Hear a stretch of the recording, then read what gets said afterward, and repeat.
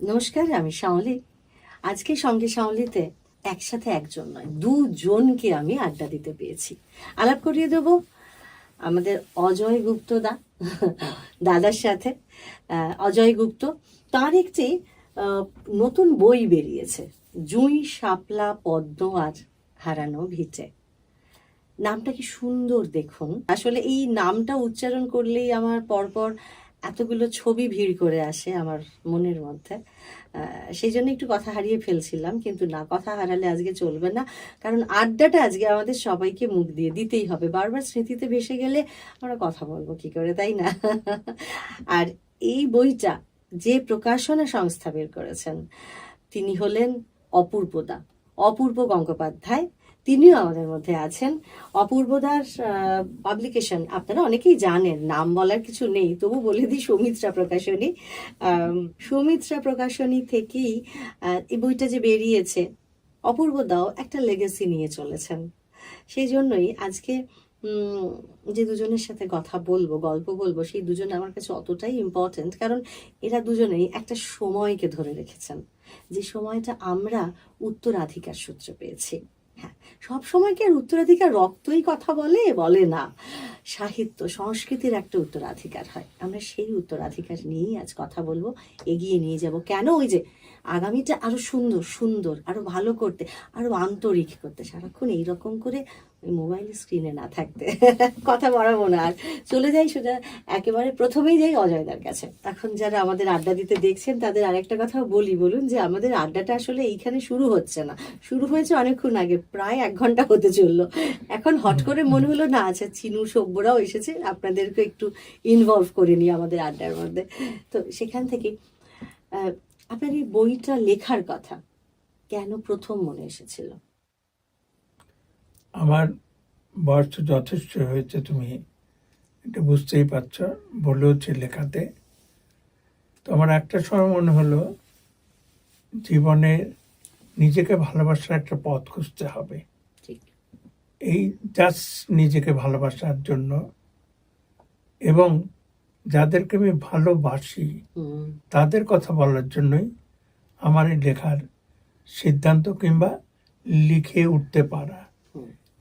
উঠতে পারাটার পেছনে যে মানুষ, সে তুমি যাকে পরিচয় করিয়ে দিলে, আজকে যে গল্প আড্ডার আরেকজন যে শরিক, সে অপূর্ব না থাকলে আমার হয়তো তুমি যা বললে জুঁই শাপলা পদ্ম ও হারানো ভিটে, কিন্তু আজকে আমি তোমার সামনে বসতে পারতাম না, গল্পের অংশীদারও হতে পারতাম না, আর বইও আসছো না বাজারে।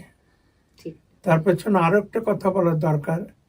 এই যে ভালোবাসা আমার জেগেছিল, নিজের কথা বলা, ভালোবাসার লোকদের কথা বলা, তার পেছনে যে আমাকে উৎসাহিত করেছেন, সে আমার অতি প্রিয় বন্ধু শ্রী শঙ্করলাল ভট্টাচার্য, যার লেখা আমরা অনেকেই পড়ে মুগ্ধ হয়েছি। আমি তার একজন মুগ্ধ পাঠকও বটে। আমি তার বহু লেখা পড়েছি, বহু বই সে আমাকে, আমি সৌভাগ্য যে সে আমাকে উৎসর্গও করেছে। তো এক কথায় যদি বলি, আমার নিজেকে ভালোবাসাটা প্রকাশ করার জন্য, ভালোবাসার মানুষকে কথাগুলো জানানোর জন্যই বইটা লেখা, আর কোনো উদ্দেশ্য মাথায় ছিল না, আজও নেই, ভবিষ্যতে হয়তো থাকবে না। কারণ আমার তো জীবনে উপান্তে এসে পৌঁছেছি, কত সময় বাকি আছে জানি না, কিন্তু এইটা যে করতে পেরেছি সেটা আমার একটা পরম সৌভাগ্য। প্রথমেই আমি একটা ব্যাপারে অমত হলাম, সেটা হলো মোটেই উপান্তে এসে পৌঁছননি, কারণ কার কখন চলাটা বন্ধ হয় সেটা কেউ জানে না, প্রথম কথা। আর আজকাল তো কত লোকে 110 বছর অবধি বাঁচছে, এটা কোনো ব্যাপার নয়। তবে হ্যাঁ, এটা ঠিক যে আপনি যে ভালোবাসার মানুষদের কথা তুলে ধরেছেন, সেটা আপনারা একদম ছোটবেলা থেকে তুলে ধরেছেন। অনেকটাই। এবার আপনি ওপার বাংলায়, মানে কোন সময় ওপার বাংলা থেকে এপার বাংলায় এসেছেন? আমি 1963 সালে আমি ভারতবর্ষে আসি, কলকাতা শহরে। তো সেই হিসাবে আমার বয়স তখন প্রায় 21 বছর। আজকে আমার 82 বছর বয়স। দীর্ঘদিন এখানে আছে, এবং বইটার মধ্যে এই কথাগুলো ঘুরিয়ে ফিরিয়ে আমি বলার চেষ্টা করেছি, যার জন্য এটা কখনোই আমি এটা আত্মজীবনী ভাবিনি। আমি এটাই বলতে চেয়েছি, আমার স্মৃতিকথা মেমোয়ার্সের মধ্যে নিজের কথা বলার কিন্তু একমাত্র কাজ নয়, অন্যদের কথা বলা অত্যন্ত ইম্পর্টেন্ট। সেইভাবে অনেকের কথা এসছে, বলাই বাহুল্য, যাদের অনেকের কথাই বলতে পারেনি, কারণ সবকিছু একটা সীমিত ইচ্ছের মধ্যে রাখতে হয়। যে কোনো বই আমার মতো লেখকের, যে এটাই আমার প্রথম প্রচেষ্টা, হয়তো বা শেষ প্রচেষ্টা। এর আগে আমি 2টো ছড়ার বই লিখেছি। একদম শুরুতে অল্প বয়সে লিখেছি পান্থবিকে বলে একটা ছড়া, তারপর বেশি বয়সে আমি লিখেছি বাঙালের ছড়াছড়ি। আমি আদ্যবান্ধব বাঙাল, অর্থাৎ মনে প্রাণে সব দিক থেকে। আমি যদিও ভারতবর্ষে নাগরিক হিসেবে ভারতবর্ষের, কিন্তু দেশ বলতে আমি কিন্তু আজও কিন্তু পূর্ব বাংলাকেই ভাবি, এটা আজকের বাংলাদেশ। এইটা আমি এটা কোনোদিন বোধহয় আমার বিস্মরণ হবে না। এটা কি যন্ত্রণা না ভালো লাগা? দুটোই মিক্সড। কারণ আমার যে অভিজ্ঞতা যেখানে থাকার, আমার এত আজকে যে বাতাবরণ সারা দেশে, যে বাতাবরণটা মানুষকে চিহ্নিত করা হচ্ছে ধর্মের বিচারে, অন্য খাদ্য খাবারের বিচারেও, কে গরু মাংস খায়, কে শুয়োরের মাংস খায় ইত্যাদি। কিন্তু আমরা এমন একটা সৌভাগ্যবান একদিকে, যেমন সুন্দর সময় কাটিয়েছি, যে আজকে অনেক জিনিসকে আমাদের অত্যন্ত বেদনা কষ্ট দেয় হয়ে গেছে, সহ্য করা কষ্টদায়ক হয়ে গেছে। এবং আমরা যে এসছি, আমরা কোনো দুঃখের ঘটনা নিয়ে আসিনি, এইটা সৌভাগ্যের পেছনে যদি কারণ বিশ্লেষণ করি, আমার বাবা ছিলেন স্কুলের হেডমাস্টার ঢাকাতে এবং অধ্যাপকও ছিলেন।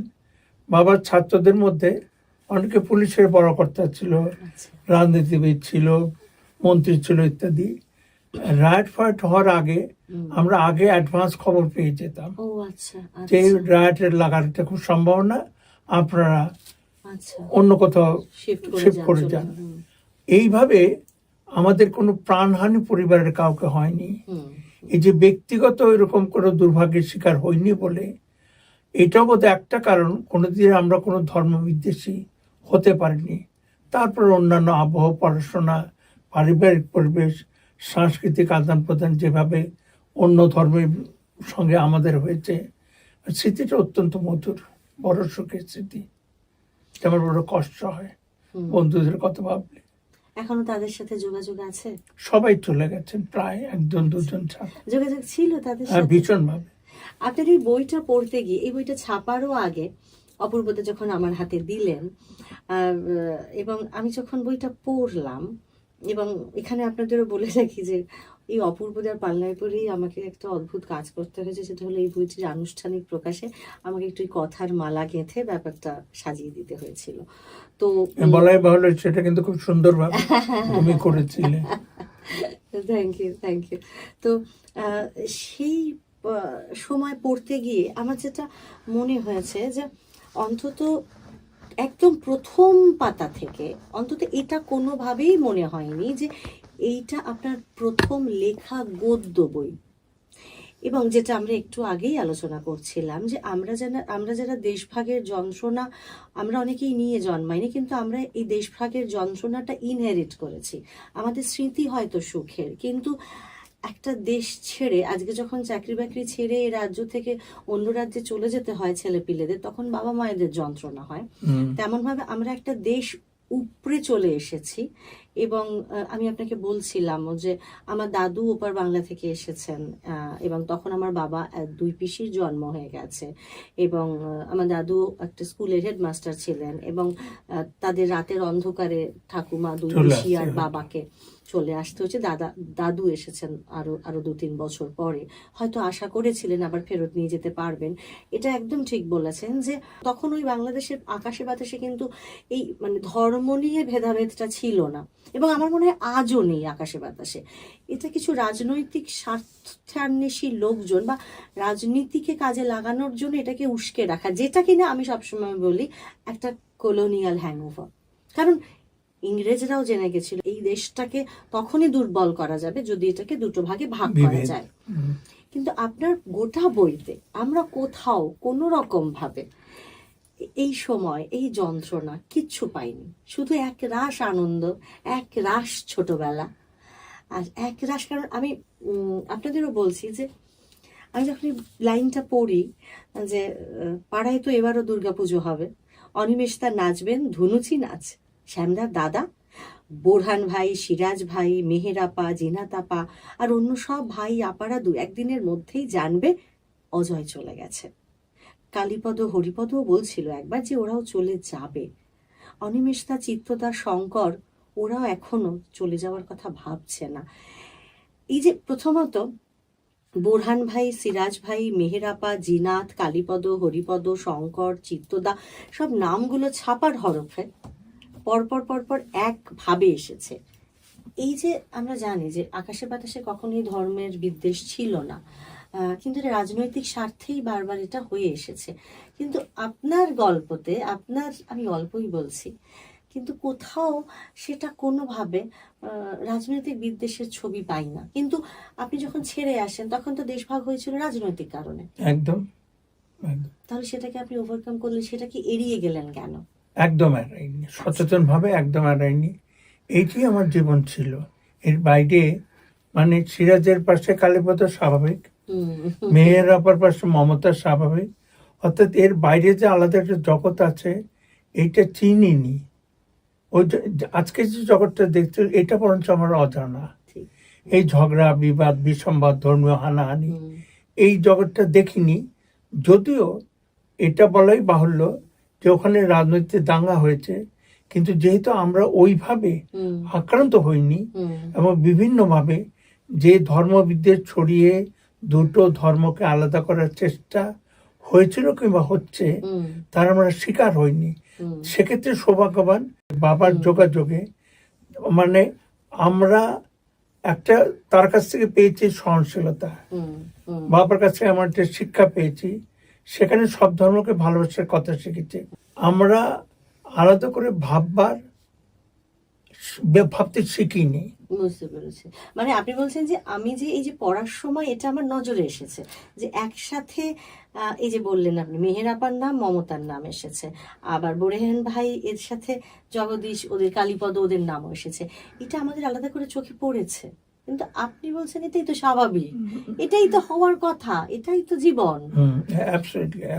আর এই এবার একদম এখান থেকেই আসছি আমি অপূর্বদার কাছে।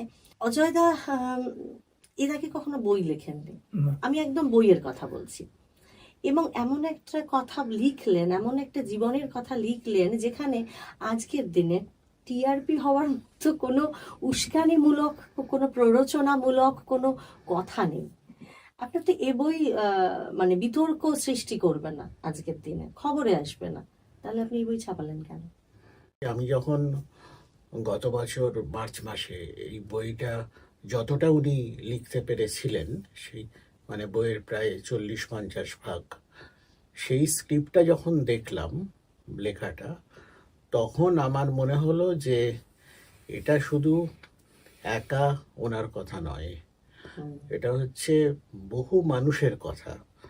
এবার আমার জন্মের অনেক আগে দেশভাগ হয়ে গেছে, আমিও দেশভাগ দেখিনি, কিন্তু দেশভাগের যে যন্ত্রণা সেটা আমি উপলব্ধি করেছি বা জেনেছি আমার বহু নিজের মানুষের কাছ থেকে। এছাড়া আমরা অনেক সাহিত্য, সিনেমা এগুলোতেও আমরা পড়েছি, ফলে সেটা জানা ছিল। আর এই যে কথাটা তুমি মানে এখন বললে, একটু আগে উনি বললেন যে রাজনৈতিক উদ্দেশ্যে ধর্মীয় ভেদাভেদ ইত্যাদি, এটা কিন্তু যখন আমি পড়তে শুরু করেছিলাম আমার মনে কিন্তু এটা স্ট্রাইক করেছিল যে এই কারণেই বইটা কি শেষ পর্যন্ত করতে পারবো কি করতে পারবো না। তারপরে যখন সত্যি সত্যি মানে পড়া হয়ে গেল, তখন দেখলাম যে এটা তো খুব একটা সাংঘাতিক ব্যাপার, যেই ব্যাপারটা বইয়ের মধ্যেই নেই। এবার আমরা আমাদের প্রকাশনা থেকে যখন কোনো বই করি তখন ঠিক বইটা আমাকে বাড়ি গাড়ি করতে সাহায্য করবে কিনা এটা ভাবি না, মূলত আমার কাছে সবসময় লেখাটাই বিবেচ্য, সাহিত্যিক মূল্য থাকে। সাহিত্য মূল্য থাকে বা জীবন মূল্য যেন তার মধ্যে আচ্ছা, থাকে। জীবন, ঠিক। যারা পড়বেন হয়তো এই বইয়ের বাণিজ্যিক মানে সাফল্য সেরকম নাও হতে পারে, তাও আমার এটা বলতে ভালো লাগছে যে এটা কলকাতা বইমেলায় মানে জানুয়ারি মাসের মাঝামাঝি বা শেষ দিকে প্রকাশিত হয়েছিল। কিন্তু এর মধ্যেও খুব খারাপ যে রেসপন্স পাচ্ছি তা নয়, সেটা মানে যথেষ্ট ভালো। এবং তারপর আনুষ্ঠানিক পরিবেশন আমরা করলাম গত 9ই মার্চ। ওই জন্য এদিনের প্রকাশনা কথাটা বলিনি, পরিবেশন বলেছি। তাতেও যে রেসপন্স পেয়েছি সেটা ভালো, তুমি তো নিজেই তার সাক্ষী। তা এটাই মনে হয়েছে যে মানে আর কি লেখাটা ওনার হতে পারে, ওনার নামটা থাকছে অজয় গুপ্ত, কিন্তু উনি কিন্তু একই সঙ্গে বহু মানুষের কথা, একটা পুরো প্রজন্মের কথা এবং সেই সমাজের কথা উনি বলেছেন, যেটা এখনকার সমাজে বা এখনকার প্রজন্মের কাছে অবশ্যই জানা দরকার। এই ব্যাপারটা আমাকে খুব মানে টেনেছে। মানে দেশভাগ যন্ত্রণা বলতে যেটা আমাদের কথায় কথায় ঘোরে, একটা সময় আমাদের ছোটবেলায় শুনেছি যে ঋত্বিক ঘটককে নিয়ে বলা হতো যে ঋত্বিক ঘটক তো শুধু মানে কাঁটাতারের যন্ত্রণার কথা বলতে বলতেই ওর জীবন চলে গেল, তো শেষ পর্যন্ত পাগল হয়ে গেলেন, একটা সময় গিয়ে পাগল হয়ে গেলেন। মানে ভেতরে কতটা যন্ত্রণা থাকলে ওইভাবে ওরকম ভাবে অত ছটফটানি নিয়ে লোকেরা শিল্পের মধ্যে ঝাঁপ দেয় সেটা বুঝতে পারি। কিন্তু একই জায়গা থেকে আজকে ঋত্বিক ঘটক বলে তার যন্ত্রণা কম হবে বা তার যন্ত্রণা বেশি হবে, আর আপনি আজকে অজয় গুপ্ত বলে আপনার যন্ত্রণা কম হবে, এটা তো নয়। মানুষ তিনিও, মানুষ আপনিও। কিন্তু ঋত্বিক ঘটকের সঙ্গে আমি তুলনা করছি এই জায়গা থেকে যে ঋত্বিক ঘটক যে যন্ত্রণার কথা বলেছেন, যে ছটফটানি থেকে শিল্প করেছেন, আপনিও ওই যন্ত্রণা, ওই ছটফটানি থেকেই জুই, শাপলা, পদ্ম আর হারানো ফিতে আলাদা করে রেখেছেন। কিন্তু অদ্ভুতভাবে আপনার পুরো বইটা, আমি ছবিই বলি কারণ বইটার পাতায় পাতায় প্রচুর ছবি উঠে এসেছে। আপনি হয়তো এটা আপনার প্রথম লেখা এবং আপনার হতে পারে আরেকটা, আপনার কোনো চিন্তা ছিল না ব্যাকে যে আমাকে কে কি বলবে, কারণ আপনি জীবন অনেকটা দেখে এসেছেন। মোটেই একদম না, হ্যাঁ, অনেকটা অভিজ্ঞতা আপনার, আপনি জীবন সম্পর্কে অনেকটা অভিজ্ঞতা দিয়েছে আপনাকে জীবন। তো সেই জায়গা থেকে আপনি খুব ইজি ফ্লোতে লিখে গেছেন, যেন মনে হচ্ছে আপনি স্টোরি টেলিং করছেন। হতে পারে ইটস আ রিটেন ফরম্যাট, কিন্তু এটা স্টোরি টেলিং হয়েছে। এবং যার জন্য আমরা যে একটু আগে আলোচনা করছিলাম যে আমরা যারা এই ঘটনাগুলো জানি, দেশভাগের কথা কিছুটা হলো মানে প্রত্যক্ষদর্শীর মুখ থেকে শুনেছি বলেই বলছি, আরো আমাদের কাছে এটা আজও ইতিহাস। এবং সেই জায়গা থেকে আপনার এই বইটা একই সাথে কিন্তু ইতিহাসের দলিলও একটা জায়গায়। কিন্তু সেটা আমাদের আরো দুটো প্রজন্ম পরে হয়তো তারা এটা হয় হিস্ট্রি হিসেবে পড়বে, অথবা এই বইটা তারা আপনার আত্মজৈবনিকমূলক উপন্যাস, মানে একটা ফার্স্ট পার্সনে লেখা হয়েছে, যেমন শ্রীকান্ত লেখা হয়েছে তেমনভাবে আপনার এই বইটা আপনি একটা ক্যারেক্টার, রাইটার নিজে একটা ক্যারেক্টার হয়ে গল্পটা লিখেছেন, কিন্তু এটা তার ইতিহাসের দলিল। তাহলে সেইটার মধ্যে আপনার ওই ছটফটানিটা কোথাও নেই। আপনার পুরো লেখাটা জুড়ে একটা সুন্দর শান্ত একটা আশ্রয়, একটা আরাম রয়েছে বইটার মধ্যে। না, এটা আমি অত্যন্ত কনসাসলি করেছি। আচ্ছা, অত্যন্ত সচেতন ভাবে করেছি দুটো কারণে। কারণ আমি বহু পার্টিশন লিটারেচার পড়েছি, আচ্ছা, নাটক, নোবেল, অন্যান্য ইতিহাস, সেখানে ম্যাসাকারের গল্প এত রয়েছে। তো আমি তার মধ্যে আমি একজন অর্বাচীন, আমি প্রথম লিখতে চাইছি। আমার মনে হলো যে ওই কথা তো অনেকেই লিখেছে, আমার ওর মধ্যে না ঢুকে আমি ভালোবাসার কথাটাই লিখি। আমি ওই জায়গাটার মধ্যে প্রবেশই করিনি, তার জন্য অন্য কথা উঠে আসেনি। এবং এইটা সচেতন প্রচেষ্টা, অত্যন্ত সচেতন। আমার বন্ধু, তার কথা এখানে আছে, ঢাকাতে আমার কলেজের সহপাঠী কাশিনাথ, ওর একটা কথা এসছে, ওদের দুজনের বন্ধুত্ব, কাশি এবং রহিম। এটা প্রত্যেকটা, এখানে কিন্তু কোনো গল্প নেই সেই অর্থে, যেটা গল্প ফিকশন বলা হয়, বানিয়ে বলা কিংবা একটা কল্পনা করবো, সেটা নেই। প্রত্যেকটা কথা অত্যন্ত আন্তরিকভাবে সৎ এবং সত্য এইভাবে লেখার চেষ্টা করেছি, এই বেশি কোনো সন্দেহ নেই। কোনটা আমাকে বানাতে হয়নি, কোনো কাহিনীকে তৈরি করতে হয়নি, ঘটনাকেও তৈরি করতে, ঘটনা যেভাবে ঘটেছে সেইভাবে আমি ঘটনাটাকে প্রকাশ করার চেষ্টা করেছি একদম। যতটুকু ইয়েতে। আর যে জিনিসটা আমি মানে কনসাসলি করেছি, যে ঘৃণার কথা তো অনেক বলা হয়েছে, ঠিক ঠিক। তো শুধু একটু ভালোবাসার কথা বললাম। বন্ধুরা দেখেছেন নিশ্চয়ই, যতক্ষণ দাদা কথা বলছিলেন আমি বইটাকে এইভাবে রেখেছিলাম। আমি এই কারণে বলছি, আমি যে বললাম একটা অদ্ভুত একটা আরাম।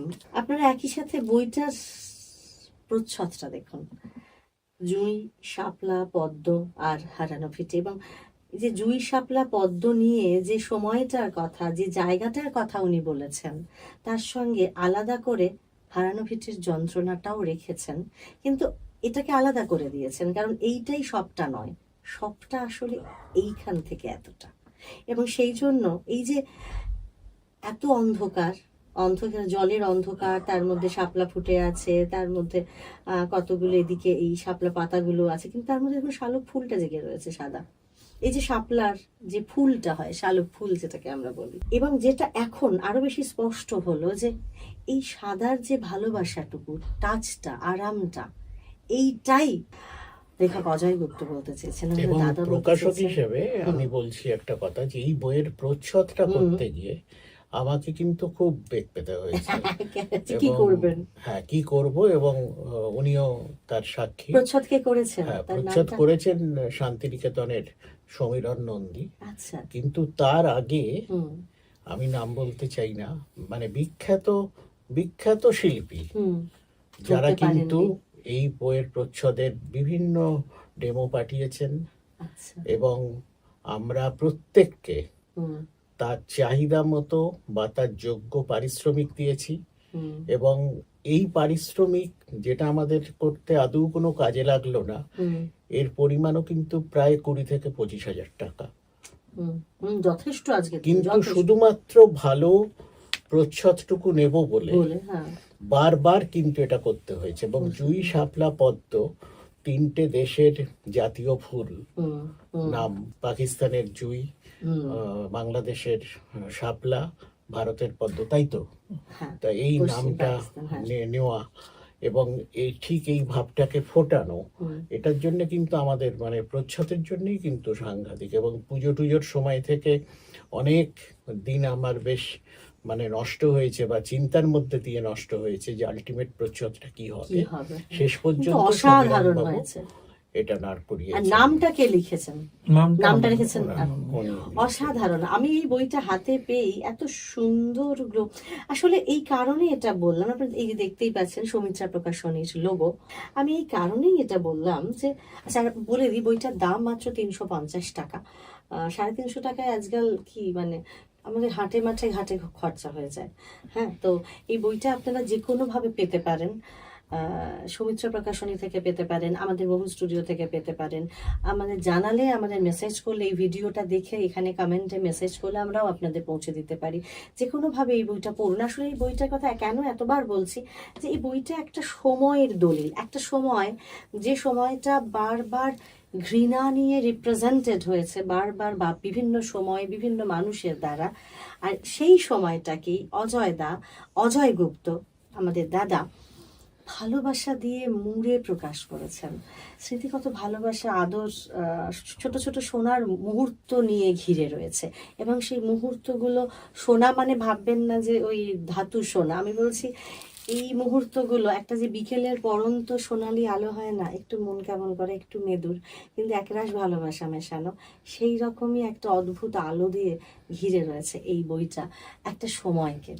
আর বুঝতেই পারছেন, একটা বই যখন আসছে আপনার কাছে উপহার হিসেবে, সেই বইটা কত যত্ন করে, কত সুন্দর করে সাজানো হয়, তার পেছনে কতগুলো মানুষের দিন রাতের পরিশ্রম থাকে। এবং এখানে যেটা দাদা আবারও বললেন যে জীবন ইটসেলফ একটা ফিকশনাল স্টোরি, তো সেই ফিকশনগুলোকেই তেমন ভাবেই উনি রেখে দিয়েছেন। মানে ওটাকে আর আলাদা করে সত্যি মানে ফিকশন, আমরা যেটা মনে করি আমরাই ফিকশন বানাতে পারি, লিখতে পারি, কি বলবো, আরো অনেক বড় একজন রাইটার উপরে বসে রয়েছেন, যিনি প্রতিদিন আমাদের ফিকশন লিখে চলেছেন জীবনে।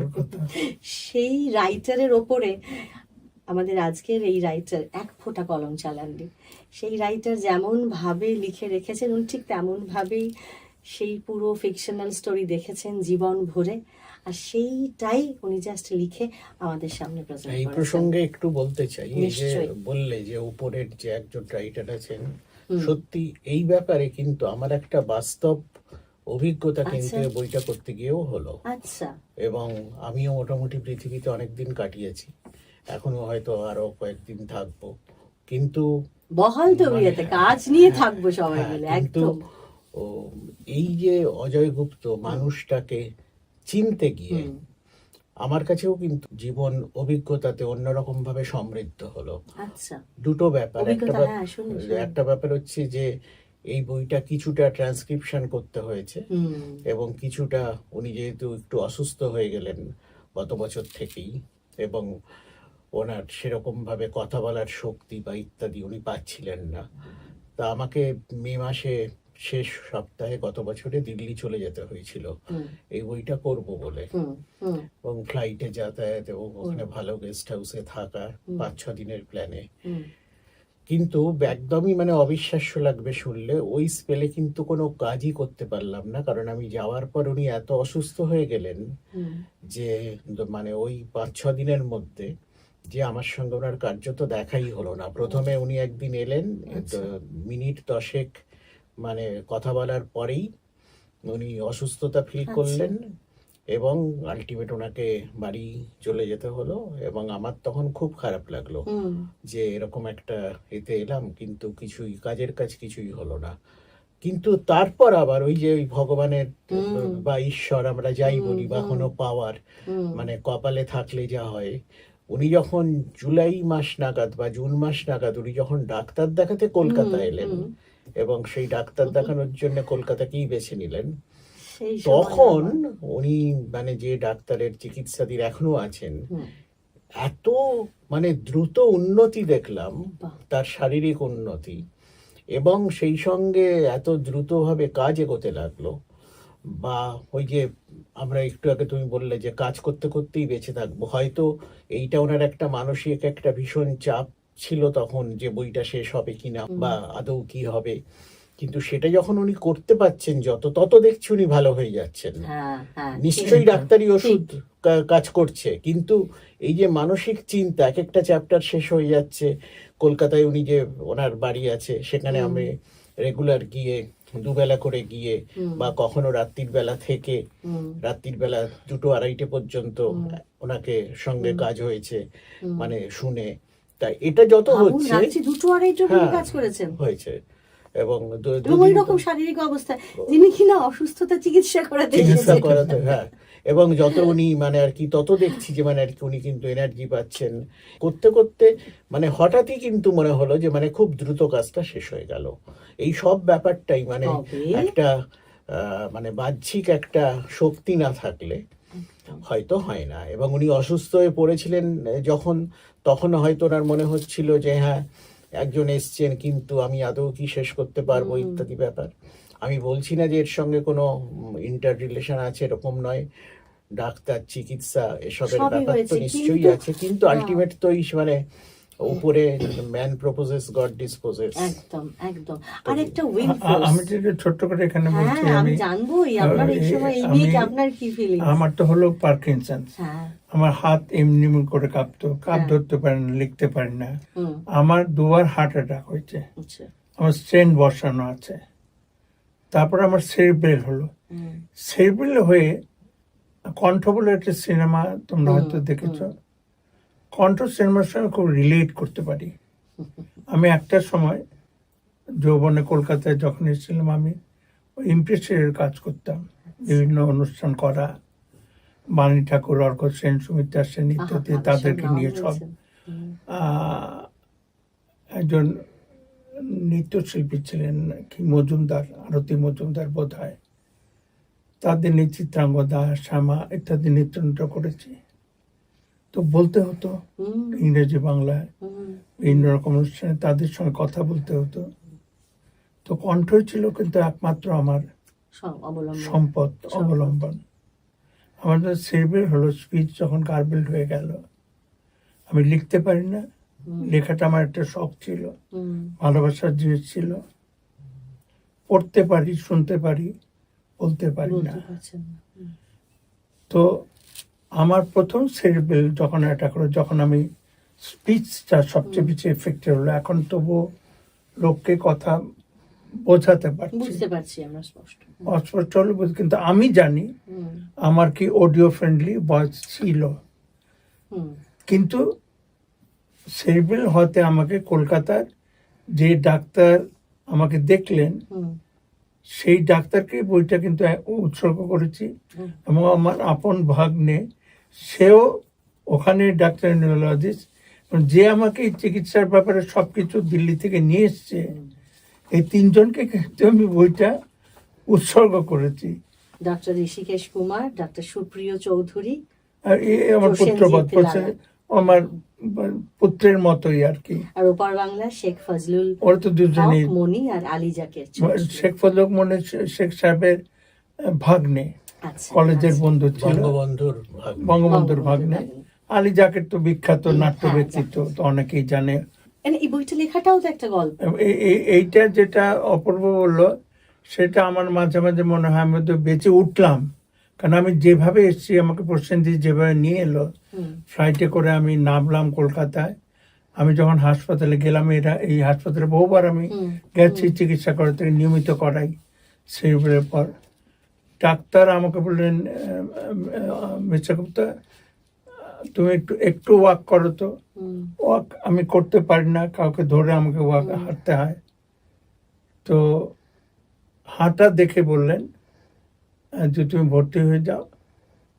রাত্রেবেলা আমাকে যখন দেখতে এলেন, যখন হাসপাতাল বন্ধ হয়ে গেছে, বললেন তোমাকে আমি ভালো করে তুলবো, তুমি তো আবার কিন্তু চলতে পারবে, হয়তো লিখতেও পারবে। লেখা কষ্ট হয়, কিন্তু তবুও ধীরে ধীরে, যার জন্য ট্রান্সক্রিপশন করা আমার পছন্দ হয়নি। একটা বলা লেখার মধ্যে অনেক তফাৎ আছে। অপূর্ব সাক্ষী, আমি ট্রান্সক্রিপশনের যেগুলো বেরিয়েছিল প্রায় সবটাই আমাকে খোল নলছে বদলে দিতে হলো আর কি। কারণ আমার কারণ ছিল যে সেই সময় উনি যে ভয়েসে কথা বলছেন, সেটা তো বোঝাই যাচ্ছে না, সামনে থেকেও বোঝা যাচ্ছে না, রেকর্ডেও বোঝা যাচ্ছে না। তো সেই জন্য যদি সেইখানে কোনো কারণে আমরা থেমে যেতাম ভাগ্যের বিপর্যয়ে, তাহলে কিন্তু বইটা হতো না। কিন্তু আজকে উনি সেখান থেকে রিকভার করেছেন বলেই কিন্তু বইটা অবশ্যই। এবং সত্যি এটা একটা কথা বলতে আমরা মানি, এটা উপরওয়ালা হোক, একটা কোনো পজিটিভ ফোর্স হোক, একটা কোনো সুপার ন্যাচারাল পাওয়ার হোক, একটা কোনো এক্সট্রিম সুপ্রিম পাওয়ার, যে ভাষায় তাকে আমরা যে নামে ডাকি, যাই হোক না কেন, কিন্তু তার সাথে ওই যে মানে বিশ্ব সাথে যোগে যেথা বিহারও, সেইখানে যোগ তোমার সাথে আমারও। তা আসলে ওই বড় পাওয়ারেরই তো আমরা ক্ষুদ্র ক্ষুদ্র অংশ, সেটাই তো আমাদের সবার মধ্যে ছড়িয়ে আছে। আমাদের শুধু এটাকে জাগাতে হয়, ওই ভেতরের শক্তিটাকে। আমি এই কারণে এই কথাগুলো বলবো। আমরা যারা আজকাল খুব চট করে একটু বিরক্ত হয়ে পড়ি, এই বাবা কি হ্যারাসমেন্ট, বাবা কি সমস্যা, বাবা কি প্রবলেম, সারাক্ষণ এগুলো বলি, যেগুলো আমাদের হাতে আছে আমরা অ্যাভয়েড করতে পারি। সেগুলোকে আমরা কত বড় করে দেখি, কিন্তু সেগুলো কত তুচ্ছ, কত ছোট, সেইগুলো মনে হয় জানেন যখন এই রকম মানুষদের সামনে বসি, যারা এমন কিছু বিপদ, এমন কিছু ঝামেলা, সত্যিকারের সমস্যা মানে ফেস করছেন, যেটা তার হাতে নেই, যেটা তিনি নেগলেক্টও করতে পারবেন না, কোনোভাবে সেটাকে অস্বীকার করতে পারবে না, কারণ সেটা বেঁচে থাকার সাথে প্রতি মুহূর্তে জড়িত। তাদের সামনে বসলে মনে হয় আমাদের এই ছোট ছোট ব্যাপারে বিরক্ত হয়ে যাওয়া, আজকের দিনে রেগে ওঠায়, এই শর্ট টেম্পার্ড না, আমার ভালো লাগে না, এই চট করে ভালো লাগে না বলাটা, কাজ শাক করে, এটা কত তুচ্ছ, কত ছোট, কত হেয় আর কত হাস্যকর। জীবন এভাবেই আমাদের প্রতি মুহূর্তে শিখিয়ে যায়। আমি তার আগে একটা কথা বলছি, কোনোভাবে যদি বইটা ধরো আজকে না হতো, তাহলে হয়তো আজকের এই দিনটা আসতাম না, বা আমরা হয়তো তোমার স্টুডিওতে আসতাম না, সবই ঠিক আছে, কিন্তু আমরা একটা সময়ে দলিল পেতাম না, দলিল পেতাম না, এটা একটা ঠিক। আর সেকেন্ড হচ্ছে যে একজন মানুষের অনুভবকে আমি কিন্তু প্রত্যেক মুহূর্তে ফিল করছিলাম। যিনি আমাকে অজয়দার সঙ্গে যোগাযোগটা করিয়ে দিয়েছিলেন, শঙ্করলাল ভট্টাচার্য, শঙ্করলাল ভট্টাচার্য কিন্তু খুবই মানে আপসেট হয়ে যেতেন, এবং এই আঘাতটা উনি হয়তো নিতে পারতেন না, কারণ আমি যখন দিল্লি থেকে আচ্ছা, আচ্ছা। বলেছিলাম ফোনে যে যেটা বললাম যে আমি মানে যে স্পেলটাতে আমার কোনো কাজই হলো হলো না, না, গিয়ে ফেরত আসতে হলো। এই তখন উনি মানে ফোনে শুনে এমন হতাশ ভাবে হয়েছেন। মানে আর কি হতাশ হলেন যে মানে আর কি আর কোনো কথার ব্যাপারই নেই, ওনার মতো একজন এনার্জেটিক মানুষ ইত্যাদি ব্যাপার। কি positive এবং তারপর মানুষ, থেকে প্রতি মুহূর্তে কলকাতায় যখন কাজটা হচ্ছে তখন সকালে একবার ফোন করে বিকেলে একবার ফোন করে বাবা যা। জিজ্ঞেস করছেন যে কতটা হলো। বুঝতে পারছেন, শঙ্কর লাল ভট্টাচার্য, যাকে আমরা পণ্ডিত বলে জানি, যিনি মানে যার মতো নিঃসন্দেহে পণ্ডিত। পাণ্ডিত্য, যার মানে আমি নিঃসন্দেহে। সত্যি মানে কিছু কিছু মানুষের সামনে দাঁড়ালে মনে হয় ইস কত কম পড়েছি। হুম। এখনো একেবারে। পার্থ ঘোষ, পার্থ দা যার আমাদের মধ্যে নেই, রাত বিরেত পড়তেন। সৌমিত্র চট্টোপাধ্যায়, দেখা হলে বলতাম কি বই পড়লেন আজকে দাদা, মানে এত ভয় ভয় যে আমি শিওর থাকতাম ও বই আমি জীবনে নাম শুনিনি, এমন কিছু বই পড়, পাতা উল্টে দেখা তো দূরের কথা। আর একজন এই শঙ্করলাল ভট্টাচার্য। একটা নিঃসন্দেহে। এবং এটাও আমাদের আরেকটা শিক্ষণীয় বিষয় যে দেখুন, শঙ্করলাল দা যে মাপের লেখক, কিন্তু লেখার আগে শঙ্করলাল দা তো জানতেন না যে দাদা এরকম লিখতে পারেন, তো কাজেই বা লিখতে পারবেন। কিন্তু এটাও একটা দেখার, দেখুন ওই মাপের একজন মানুষ দাদাকে কনস্ট্যান্ট, মানে এই যে আরেকজন সাহিত্যিকের কাছ থেকে আরেকজন লেখকের কাছ থেকে লেখা আসছে না বলে যে ছটফটানি, সেটাও কিন্তু শিক্ষণীয়। সেটা কিন্তু আমি খুব উপলব্ধি করেছি, কারণ উনি হ্যাঁ। হয়তো খুব ভালো কথা বলতেন। বলতে পারছেন না বলে উনি হয়তো ওনার- সরাসরি খবর পাচ্ছেন না, ওর কিন্তু ভেতরে আমার একটা- কাছ মাধ্যমে জিজ্ঞেস করা যে উনি কেমন আছেন, কি ব্যাপার। এখনো তো দেখেছি একদিন দুদিন অজয়দার ফোন না পেলেই উনি হয়তো জিজ্ঞেস করেন যে- বন্ধুত্ব অত্যন্ত দাদার প্রগাঢ় সাথে হ্যাঁ, বন্ধুত্ব। বন্ধুত্বের এবং ওদের সম্পর্ক মধ্যে একটা আছে। বইয়ের বন্ধুত্ব আছে। হ্যাঁ, তো আর এই এখানে তো- আপনি আরো একটা বড় কাজে সৌভাগ্যবান হয়েছেন যে আপনি যখন এরকম করে কম্পেয়ারিং এর কাজ করতেন, অ্যাঙ্কারিং এর কাজ করতেন, তখন একবার অমিতাভ বচ্চন আপনার প্রশংসা ও বাবা, করেছিলেন। ওসব কথা এটাও একটু দলিল হয়ে থাক, না, সময়ের দলিল। ওটা লজ্জাস্কর হয়ে যাবে, লোকে এখন আমার কথা শুনলে কেউ। না, দাদা একসময় বিভিন্ন জায়গায় ভালোবেসেই অ্যাঙ্কারিং এর কাজ করে বেড়াতেন, বাংলা, ইংরেজি, হিন্দিতেও কখনো কখনো বিভিন্ন জায়গায়। একবার বোধহয় বম্বেতেই অনুষ্ঠানের সময় অমিতাভ বচ্চন পাশেই এসেছিলেন আরেকটা স্টুডিওতে কোনো একটা ফিল্মের শুটিং করতে, সেখানে দাদারও একটা কাজ চলছিল। সেই সময় এসে জানিয়ে গেছেন যে অনুষ্ঠানটায় দাদার ধারাভাষ্য শুনে, অ্যাঙ্কারিং শুনে, সঞ্চালনা শুনে তার খুব ভালো লেগেছে। দাদাকে জানানি কিন্তু আরেকজনের মারফত বলে গেছেন। এবং সেই মানুষটি যখন লিখবেন, তিনি তো তার মনের কথাই হুড়ু করে লিখে যাবেন। আবারও বলছি, স্টোরি টেলিং এর ফরম্যাট পাল্টেছে চর্যাপদ না, তারও আগে বেদের সময় থেকে, শ্রুতিকাব্য বেদ শুনে শুনেই আমাদের চলে এসেছে। সেইখান থেকে পাল্টে পাল্টে আজকে আমরা আবারও স্টোরি টেলিং এ ফিরছি। এবং এই স্টোরি টেলিং এর একটা জাজ্জল্যমান প্রমাণ আজকে সুমিত্রা প্রকাশনীর মাধ্যমে আমাদের সামনে এসে উপহার হিসেবে এলো। সেটা হলো জুঁই শাপলা পদ্ম আর হারানো ভিটে, অজয় গুপ্তর লেখা বই। আপনারা যে কোনো জায়গায় সুমিত্রা প্রকাশনীর ফেসবুক পেজ, ওদের ইউটিউব চ্যানেল সুমিত্রা প্রকাশনী নামেই আছে, দেখলে ওখানে কমেন্ট করলেও পেয়ে যাবেন, এবং আমাদের এই শো এর তলায় কমেন্ট করলেও পেয়ে যাবেন, যোগাযোগ করতে পারেন। আমরা আমাদের বই প্যাস্টেল, পাঠিয়ে দেবার ব্যবস্থা আছে। আমাদের প্যাস্টেল এন্টারটেইনমেন্টের ফোন নাম্বারও আছে, আপনারা সবাই জানেন, আমারই ফোন নাম্বার ওটা। তো আমাকে জানালেও আপনারা বই পেয়ে যাবেন, কারণ আমরা চাই এই যে একটা ইতিহাসের দলিল, এত সহজ সুন্দর ভাষায় লেখা একটা বই এবং স্টোরি টেলিং ফরম্যাট, এবং আপনারা দেখতে পাবেন কি বড় বড় হরফে সুন্দর করে ছাপানো বই। এবং এখানে দাদার কত সুন্দর সুন্দর প্রথম দিকে ছবিও আছে, ছবিতে ছড়াছড়ি গেছে এই বইয়ের প্রত্যেকটা পাতা। এবং এখানে বারবার একটাই জিনিস উদযাপিত হয়েছে, সেটা হলো জীবন সুন্দর, মধুময় পৃথিবীর ধুলি। এই মধুময় পৃথিবীর ধুলি উদযাপিত হোক, আমাদের মধ্যে আরো এই ভালোবাসা ছড়িয়ে পড়ুক, দেশভাগের যন্ত্রণাকে আমরা ওভারকাম করে আমরা পেরিয়ে গিয়ে আজকে সেই অতীতের স্মৃতি ভালোবাসা দিয়ে ঘিরে রাখি আমাদের মনের মধ্যে। আমরা কাঁটা তারের যন্ত্রণা নয়, কাঁটা তারের ওপারের সবুজ পৃথিবীটা আজকে অপূর্বদা আর অজয়দা মিলে আমাদের উপহার দিয়েছেন। সেটার জন্য আবারও আপনাদের, আমাদের আপামোর পাঠককুলের তরফ থেকে অনেক অনেক ধন্যবাদ, অনেক কৃতজ্ঞতা। ভালো থাকুন, আর অজয়দা আপনি বই লিখুন, আরো লিখুন। আমরা আপনার নেক্সট লেখা কবে পাচ্ছি সেইটা আমি আজকে এই মুহূর্তে একটু ডকুমেন্টেড করে রাখতে চাই, যাতে অপূর্বদা বলুন আমি আপনি পরে ওনাকে একটু থ্রেট করতে পারি, দাদা আপনি কিন্তু এটা বলেছিলেন। না, এই সুযোগ তো আমরা হারাবো না। আমরা পরের বই কবে পাচ্ছি?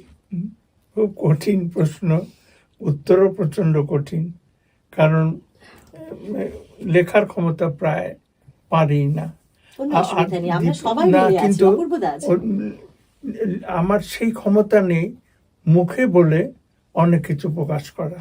আচ্ছা। যার জন্য ট্রান্সক্রিপশন যা আমার যা অপছন্দ হয়েছে, নতুন করে লিখেছি, তার মূল কারণ হচ্ছে কারণ আমি আমার ক্ষমতার সীমাবদ্ধতার জন্য অত্যন্ত সচেতন। হুম। আমি যে কি পারি না সে সবচেয়ে, আর আমি যে কিছুই পারি না সেটা আমি সবচেয়ে আগে জানি যে আমি কিচ্ছু পারি না। আপনি একটা জিনিস খুব ভালো পারেন, সেটা হলো আপনি সহজভাবে জীবনের গল্প বলতে পারেন। দাদার নানান রকম না পারাকে দাদা হারিয়ে এর আগেও লিখেছেন, আমাদের এই একটা সুন্দর বই উপহার দিয়েছেন। আমরা আশায় থাকবো অপূর্বদা আর অজয়দা মিলে আমাদের জন্য আবারও আর একটা বই, আবারও একটা সুন্দর স্টোরি টেলিং, অন্য কোনো ফরম্যাটেই হতে পারে, সেটা কেউ দেখা কিছু যাক, জানে না। উপরওয়ালা উপরওয়ালা। যদি চান তা নিশ্চয়ই হবে। আপনারা ভালো থাকুন, এরকম ভাবে পজিটিভ থাকুন, আমাদের গল্প শুনতে থাকুন। আর কি বলবো, আপনাদেরও গল্প আমাদেরকে জানান, আমরা আপনাদের সাথে গল্প দিই, আরো অনেক মানুষের কাছে আপনার গল্প পৌঁছে দিই। ভালো থাকুন, খুব খুব ভালো থাকুন, পজিটিভ শক্তিতে থাকুন। আজকে সঙ্গে সঙ্গে এখানেই শেষ করলাম।